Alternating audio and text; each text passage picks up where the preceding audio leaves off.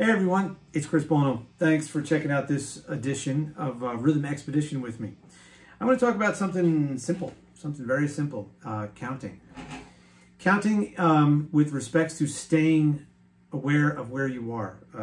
I put a question out on the TrueFire student Facebook group, and Lucas, with a big Italian last name that I don't want to butcher, got back to me with a suggestion that hit home because I remember struggling with the same thing.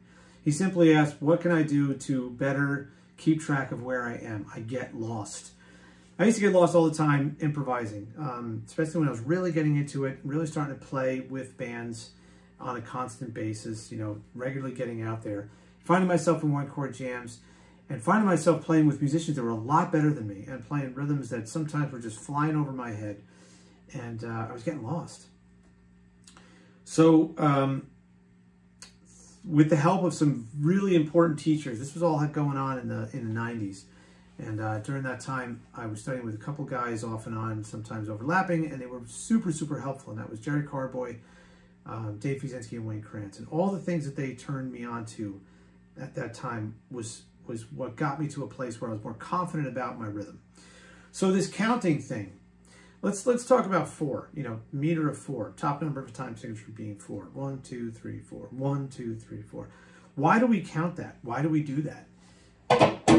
Because, well, first of all, what am I counting? I'm counting beats. What are beats? Beats are consistent pulsations through time. Each one of these hits is the same time interval to the next one. That's what a beat is. If you start to stress one of those at the same spot every time, you create a group. That group is a meter. An organized group of beats into a pattern according to stress. Here's the stress. Here's the other ones.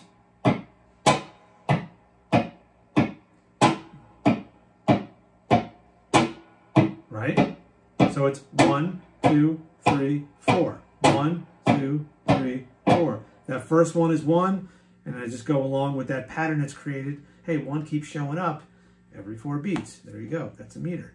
So that's what you're counting, and 4 is, you know, obviously very common. Okay, so a simple thing that I used to do to work on that, and it was kind of a culmination of things that I was learning from those guys, from Jerry Fuse and Wayne, was simply, you know, getting into a groove with or without a metronome. You know, not saying to put aside a metronome at all. You should play with one, or a drum track, or a backing track anytime that you can. But also, you should practice by yourself and test out your time feel to get that established. So let's go along with that. Let's say that's cool. Or something you're working on, a combination thereof. Okay, I'm just going to play an A, a 5th fret A on a low E string, and I'm going to play it on the 1 in a meter of 4 every time. Right now, I'm just going to do that. That's my stress. That's what's defining my meter, is the fact that that's there, right? I'm concerned with keeping that there. So, whatever I'm going to play in between is going to be super simple, because I do not want to lose that.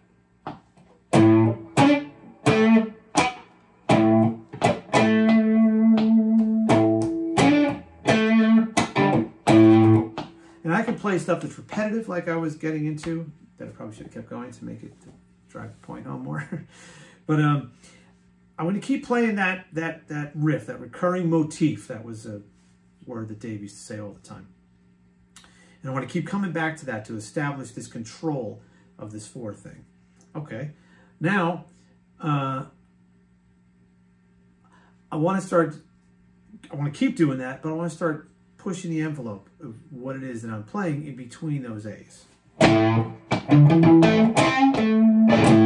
I'm going to play them every time. No matter, regardless of what I do.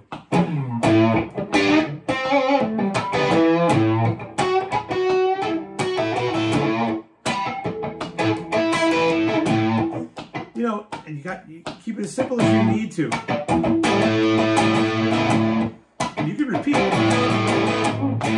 No rules, except for that. I want to keep coming back to that thing. So I want to build this control over 4. I want to own it. Okay. Once I start to feel comfortable with it, once I start to feel like I'm starting to do that consistently and I'm doing it, you know, over and over again successfully, I want to open it up and I want to play that every 2 bars. So now I want to start getting these ideas of 2. The best way to do that is to play things that repeat. Okay, so we know the A is going to be there, right? Okay, so let's play ideas off of the A.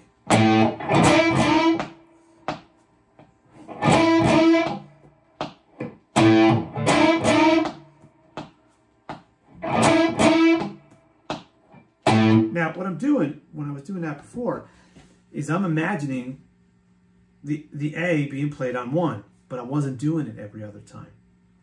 Okay. So I'm still kind of relying on it, but I'm taking a step away from it. So I'm not physically playing it on those even number bars. Now I want to start doing the same thing, but veering off, maybe not repeating exactly what I played over the 2, but I know that I'm going to come back to play that A every 2 bars. So I'm going to play things relative to each other.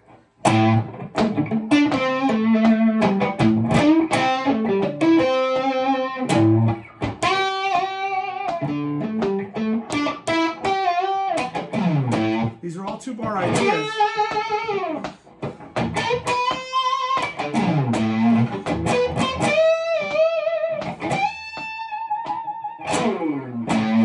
You know, I tried to make the ideas, I tried to let them flow into each other. I started to feel good. And I started, you know, I'm developing this relativity, this awareness of 2 bars of 4, using that simple idea. In this case, it's just playing that A on 1 on the downbeat. My ultimate goal is I want to get to 4. Jerry used to say, feel 4. And I feel like once you can feel 4, you're in a good spot. Because 4, you can split it to 2 very easily and just make it 2 sets of 2, you know, to get to 4. Or you can use 4s as 2 sets of 4 to get to 8s and eventually get yourself to 16s. And I'm doing that by the same method. I'm just stretching it out. So thinking back to when I was first starting to do 2s, that's how I'm going to get to 4s.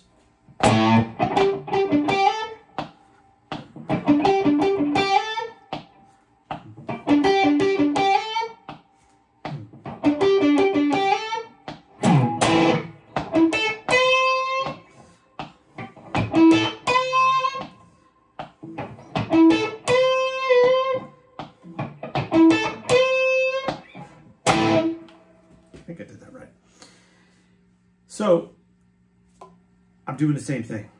I'm just doing it 4 bars. And I'll do the same thing I was doing before with 2. I'll start to stray away from that. You know, always thinking about that prime goal. I want to come back to that simple idea of that riff.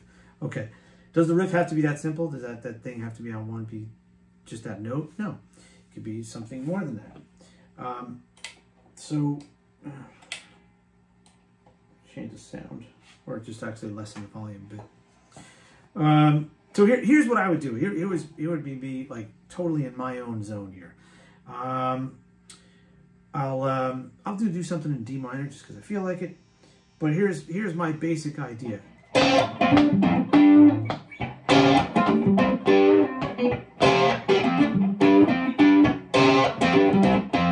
Right? Okay. That's my idea.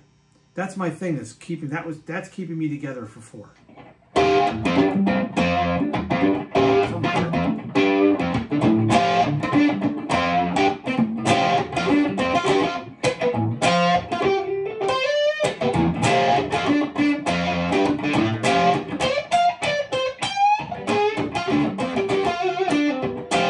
Begin to 4.